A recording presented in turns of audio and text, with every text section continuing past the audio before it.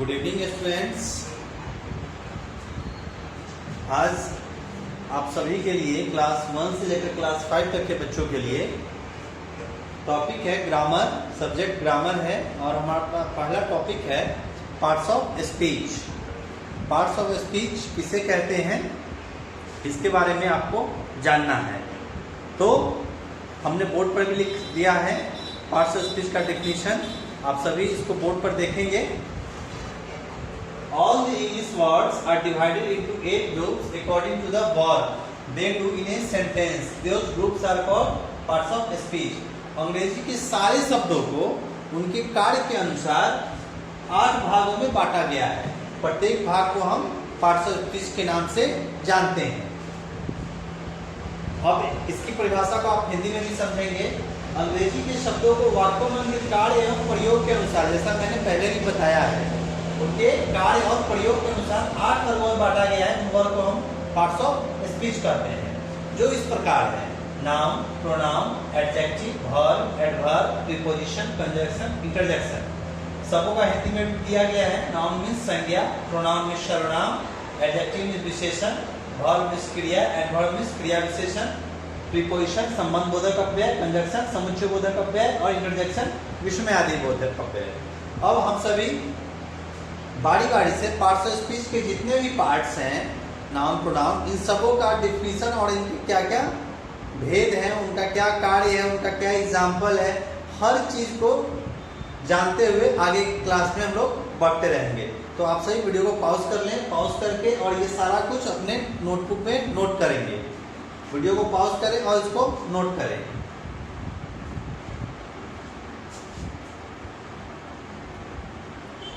आशा करते हैं आप सभी नोट कर लिए होंगे। हम सभी फिर अब इसके बाद जानेंगे कि हमारा पार्ट्स ऑफ स्पीच में नाउन का, प्रोनाउन का डेफिनेशन क्या कैसे है, में क्या पढ़ना है।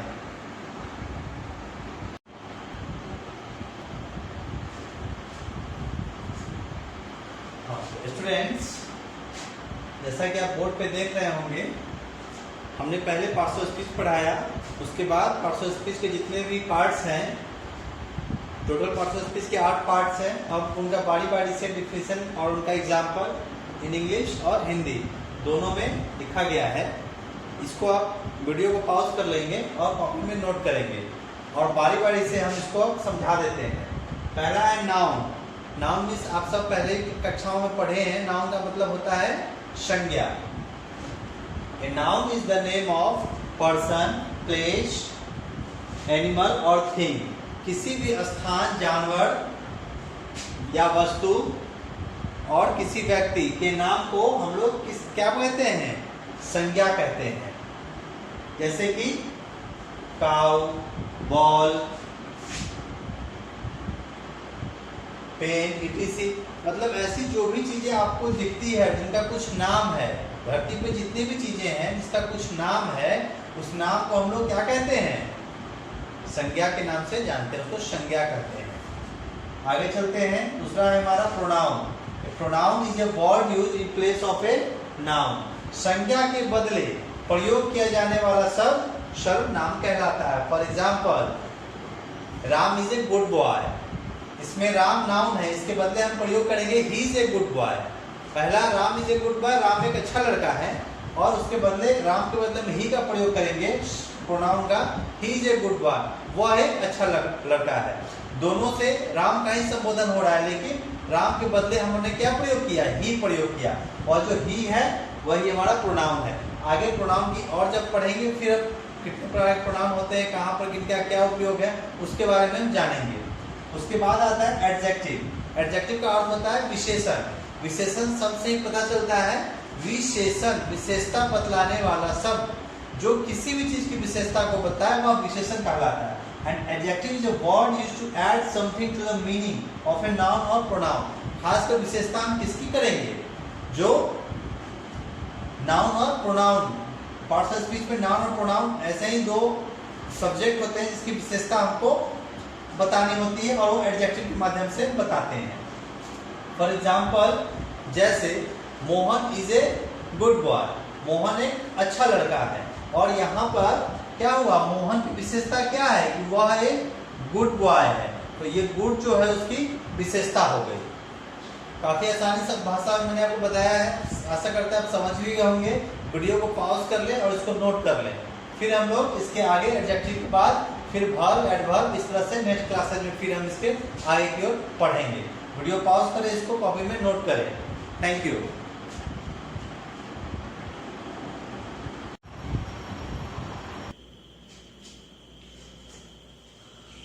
अब जो टॉपिक है वह है हमारा पार्ट्स ऑफ स्पीच का चौथा रूप वर्ब। वर्ब का मतलब होता है क्रिया और क्रिया का मतलब होता है काम।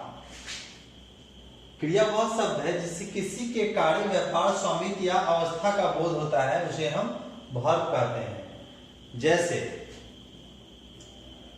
मैं पढ़ा रहा हूं, तो मैं क्या कर रहा हूं, यहाँ क्रिया क्या हो रही है, इस वाक्य में यह देखना है कि मैं पढ़ा रहा हूं।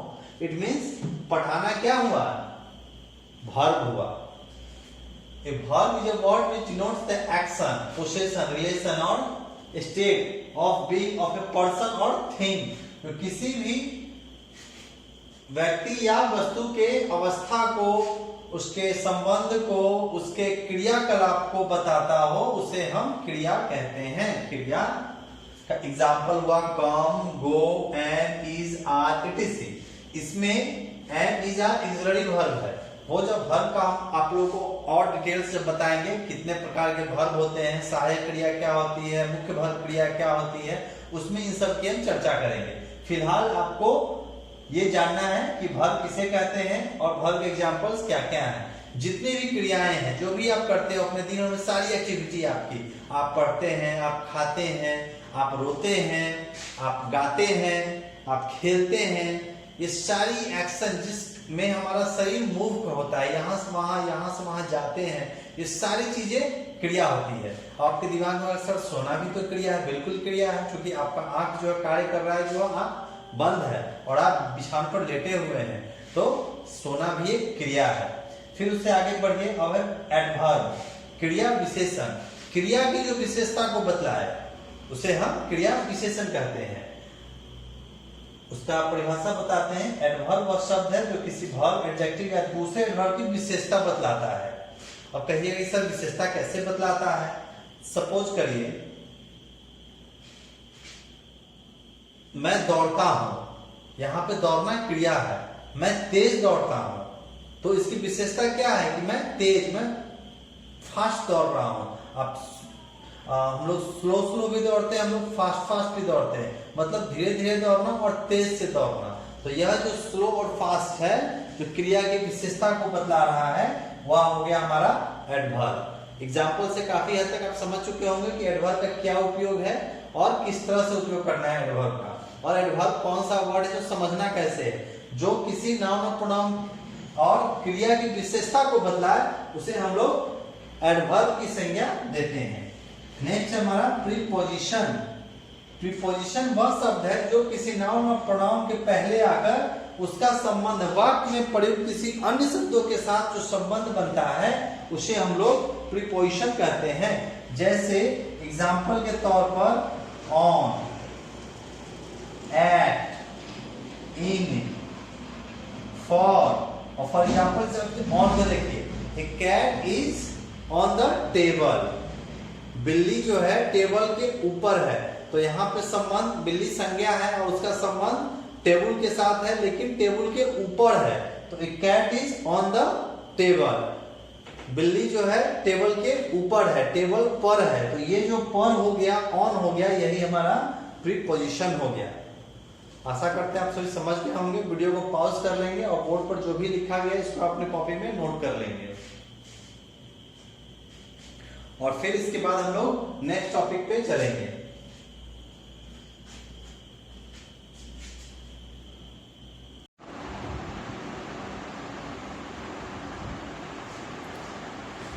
हाँ तो बच्चों, प्रीपोजिशन के बारे में मैंने पहले बताया था, उसका इंग्लिश का डिफिनेशन बाकी था, मैंने इस वाले बोर्ड पर लिख दिया है। Preposition is a word usually placed before a noun और pronoun to show its relation to some other word in the sentence. चलिए हम लोग आगे बढ़ते हैं। आगे हमारा टॉपिक है कंजक्शन। कंजक्शन,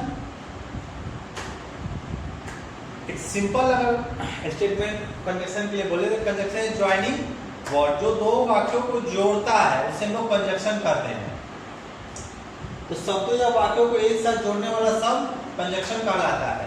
दो शब्द या दो वाक्य, जैसे Mohan is a bad boy और दूसरा सेंटेंस है Ram is a bad boy. हम दोनों को एक साथ एंड से जोड़ेंगे। यहाँ पर जो एंड दिया गया है इस एंड से, Mohan and Ram is a good boy. Mohan और राम अच्छे लड़का है। मोहन और राम अच्छे लड़के हैं। A conjunction के word that joins words or sentence together. Example and, but और etc. Next है interjection. Interjection वह शब्द है जिससे आकस्मिक प्रसन्नता, दुख, आश्चर्य इत्यादि का बोध हो, उसे हम interjection कहते हैं। जैसे आप कहीं जाते हो और आपको ऐसा पता लगता है अचानक कि जहाँ जिस घर में गए वहाँ कोई व्यक्ति मर गया, तो काफी दुख होता है। तो हम लोग बोलते हैं अल्लाह इज डेड, या मर गया। या आप रोड पर चलते हैं, किसी व्यक्ति एक्सीडेंट हो जाता है, उसकी मृत्यु हो जाती है, तो हमें दुख होता है। यह जो भावना हमारे अंदर आती है, इस भावना को ही हम लोग इंटरजेक्शन का नाम देते हैं। Interjection a word which express some certain feeling और इमोशंस। आपके अंदर जो फीलिंग्स और इमोशंस जो उभर के आपके अंदर से आता है, तो उस भावना को का नाम ही इंटरजेक्शन है। आप लोग क्रिकेट खेलते हो, क्लास में परीक्षा देते हैं स्कूल में और फर्स्ट डिवीजन आता है, तो जो फर्स्ट डिवीजन स्टूडेंट है वो काफी खुश होता है ना। तो उस खुशी को ही हम लोग इंटरजेक्शन बोलते हैं। तो वीडियो को पॉज कर लेंगे और ये सभी आप नोट कर लेंगे। और आज हमारा पार्ट्स ऑफ स्पीच का टॉपिक यहाँ पे खत्म हो जाता है। और इसके बाद हम लोग noun, pronoun, verb, adverb, adjective इस तरह से क्रमबद्ध तरीके से आगे की ओर उसके प्रकार, उसके डिफिनेशन की विशेषता को जानते हुए आगे बढ़ेंगे। और आप सभी इसको कॉपी में नोट कर लेंगे, ताकि जब अगली क्लास में हम चलें तो इसके बाद आप वो चीज़ लिखें। ठीक है बच्चों, थैंक यू।